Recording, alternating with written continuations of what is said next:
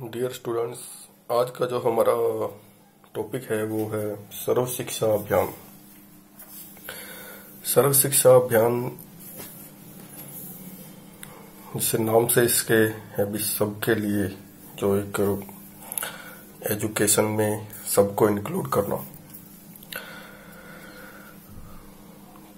तो इसका main target था वो 6 से 14 साल तक के एज ग्रुप के बच्चों का था। और ये इसका जो मेन जो टारगेट रहा वो रहा कि 2010 तक 6 से 14 साल की एज ग्रुप के सभी बच्चों को क्या है, एलिमेंट्री एजुकेशन कंपल्सरी तो नहीं कहेंगे, जैसे कि भाई हर एक को करवाई जाए। ये इसका एक टारगेट था। ये भाई हर बच्चे तक एजुकेशन पहुंच पाए 6 से 14 साल तक के। अब ये स्टार्ट कब हुआ था? इसको अटल बिहारी वाजपेयी जी ने 2001 में स्टार्ट किया था। इसका जो सेंटर का रेशियो था 60% सेंटर और 40% स्टेट गवर्नमेंट प्रोवाइड करती थी। 90-10 का रेशियो था नॉर्थ ईस्टर्न स्टेट, यानी कि जो पूरे इंडिया में तो 60-40 रेशियो था। 60% सेंट्रल गवर्नमेंट देगी और 40% स्टेट गवर्नमेंट देगी खर्चा। और 90-10 का जो रेशियो था वो नॉर्थ ईस्टर्न स्टेट्स के अंदर था और 3 हिमालय के जो स्टेट थी उनके अंदर। क्योंकि कुछ स्टेट हमारे इंडिया में काफी इकोनॉमिक इतने स्ट्रांग नहीं है, तो उस वजह से ये क्राइटेरिया चेंज किया हुआ है कुछ स्टेट्स के लिए। अब इसका जब 2010 में ये शुरू जब हुआ था 2001 में, और इसमें ये था कि 2010 तक सभी 6 से 14 साल तक के बच्चों को एजुकेशन प्रोवाइड की जाए। इसको बूस्ट कब मिला और भी सर्व शिक्षा अभियान को? 86 अमेंडमेंट एक्ट के द्वारा 2002 में पास हुआ था। इससे एक आर्टिकल 20A(1)(A) का निर्माण हुआ था कॉन्स्टिट्यूशन में, जिससे जो हमारी एजुकेशन थी वो क्या बन गई थी, फंडामेंटल राइट बन चुकी थी। और फंडामेंटल राइट बनने के साथ ही जो हमारी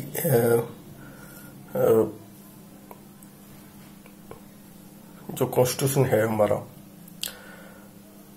अब उसके अंडर हर स्टेट और सेंट्रल गवर्नमेंट को एजुकेशन देना कंपलसरी है।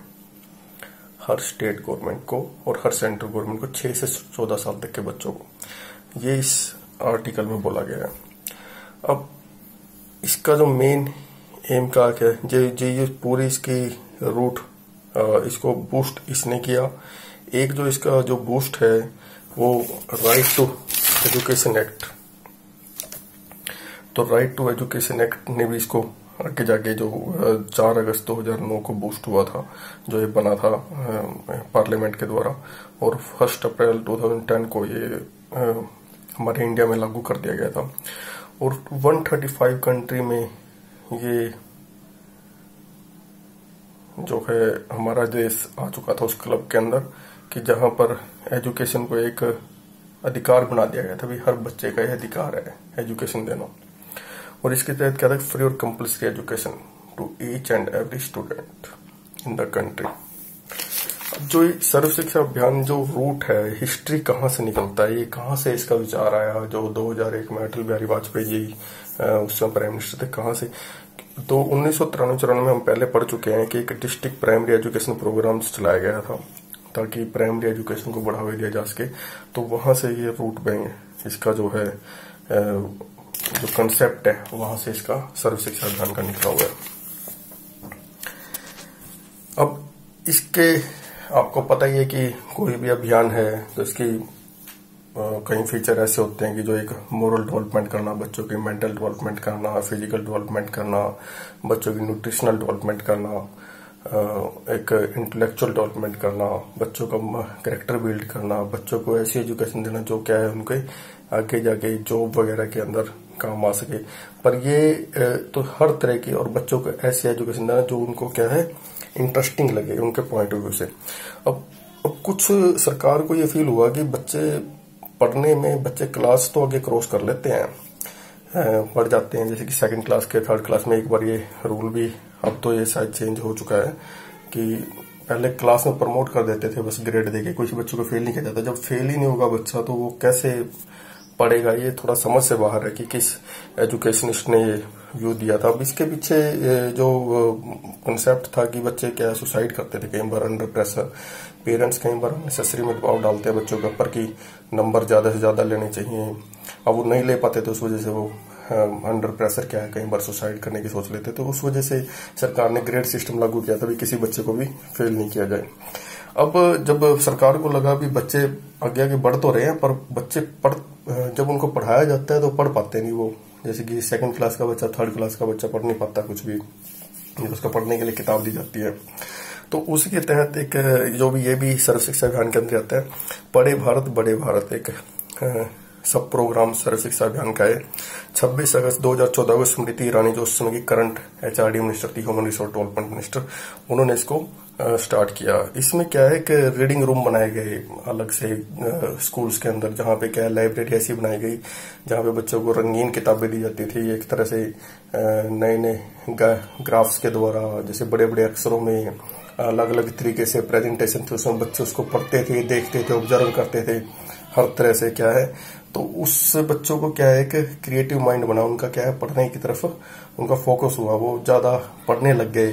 पहले किताब को वो किताब की तरह के एजुकेशन की तरह लेते, जब वो उस रूम में जाते थे क्रिएटिव रूम में, रीडिंग रूम में जाते हैं अब, तो वहां पे वो क्या करते हैं क्रिएशन देखते हैं, अलग अलग तरह की चार्ट पे बने हुए देखते हैं, मेकिंग पे पेंटिंग देखते हैं। तो उससे उनका पढ़ने का एक जो है बूस्ट मिलता है, कॉम्प्रिहेंशन स्किल उनकी जो क्या है इंक्रीज होती है पूरी। अब एक और जो इसमें सगुन वेब पोर्टल भी सर्व शिक्षा अभियान के द्वारा ह्यूमन रिसोर्स डेवलपमेंट के द्वारा बनाया गया था। सगुन पोर्टल जो है ये वेब पोर्टल है। अब ये क्या है, ये रमेश पोखरियाल जी हैं जो 28 अगस्त 2019 को ये सगुन पोर्टल उन्होंने बनाया था। इससे 15 लाख स्कूल कनेक्ट हैं और वो अपनी सारी एजुकेशन की रिपोर्ट उस पे देते हैं जो अपने इस पोर्टल के ऊपर। अब इसमें जियो टैग्ड है वो सब स्कूल और अपना सारा का सारा डाटा इस पे वेब पोर्टल पे डालते हैं। इससे सरकार को डाटा मिलता रहता है कि स्कूल में क्या प्रोग्रेस चल रही है। तो ये बड़ा एक अच्छा फीचर है सरकार का। उसके बाद एक कर्तव्य पोर्टल कब 26 नवंबर 2000 कॉन्स्टिट्यूशन डे हमारा जब, तो मंथली ऐसे कॉम्पिटिशन, इससे पोस्टर मेकिंग, क्विज, कई स्कूलों में क्या है पोस्टर मेकिंग वगैरह की जो है फैसिलिटी। अब कर्तव्य पोर्टल जो एक ये 26 अगस्त 2019 को जो हमारे रमेश पोखरियाल जी एजुकेशन मिनिस्टर हैं HRD, उन्होंने ये पोर्टल लॉन्च किया था। इसका उद्देश्य क्या था कि बच्चों के अंदर एक मेंटल एबिलिटी उनके डेवलप करना, कंपटीशन करके, क्विज़ करके और फिर इनाम देना उनको। तो कैसी क्विज़ होती थी वो, जो नागरिक कर्तव्य पालन की, भाई जैसे क्या है उनको कर्तव्य पालन कैसे किया जा सके, एक नागरिक का क्या क्या कर्तव्य होता है, बस उनको क्या क्रिएटिव माइंड बनाना है बच्चों को, जैसे कि एक्टिविटी के द्वारा। मेन फोकस ये था। बड़े अच्छे स्टेप है अगर ये कहूँ तो आप सर्व शिक्षा अभियान में ना सारे टॉपिक अपने डाल सकते हैं। RT एक्ट का डाल सकते हैं, OT से जो अमेंडमेंट एक्ट कॉन्स्टिट्यूशन का वो डाल सकते हैं, कर्तव्य पोर्टल डाल सकते हैं, ये सगुन जो पोर्टल है उसके बारे में आप जिक्र कर सकते हैं।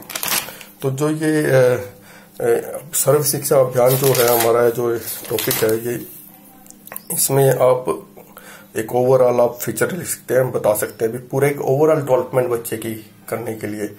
पहले जो प्राइमरी एजुकेशन के ऊपर फोकस था और इसमें कई तरह के स्टेप आज भी सरकार ले रही है और ये बड़ी सक्सेसफुली चला हुआ है और इसमें काफी अचीवमेंट, हमारी लिटरेसी रेट काफी बढ़ी है और बच्चों की ड्रॉप आउट क्यों वो करते हैं, कुछ स्कूल छोड़ के जाते हैं, उस पर भी फोकस किया जाता है। तो गर्ल एजुकेशन के ऊपर भी एक विशेष फोकस है। कहीं हमारे सिस्टम में क्या गर्ल को ज्यादा पढ़ाना नहीं चाहिए, कम उसको एजुकेशन देनी चाहिए, तो उस हिसाब से भी समझाया जाता है। कुछ ऐसे ट्रेनर सरकार के द्वारा टाइम टू टाइम टीचरों की भी ट्रेनिंग होती है इस अभियान के तहत। तो एक ओवरऑल एक बहुत अच्छा हम इसको सर्व शिक्षा अभियान चला हुआ है हमारे देश में और अच्छी तरह से भूमिका निभा रहा है एजुकेशन को बढ़ाने में। ठीक है जी, आज के लिए थैंक्स।